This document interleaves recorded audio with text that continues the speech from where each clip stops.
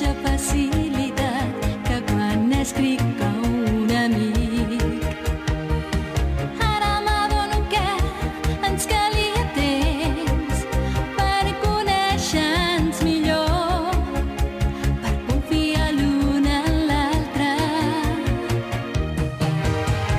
Però em sap greu i em fa mal haver de reconèixer que no es pot confiar en tothom.